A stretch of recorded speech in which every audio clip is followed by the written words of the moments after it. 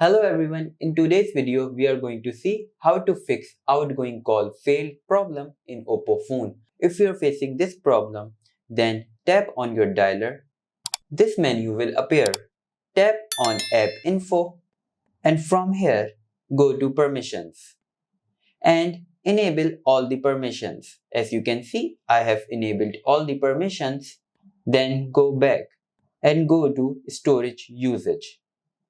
Then tap on clear cache. After doing that, go back and tap on force stop. Then close this window and go to settings.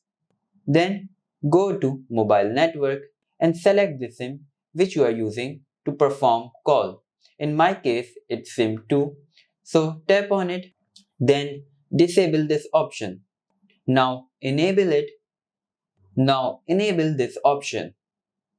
After doing that, go to preferred network type and select the highest network. In my case, it's 4G, 3G, 2G.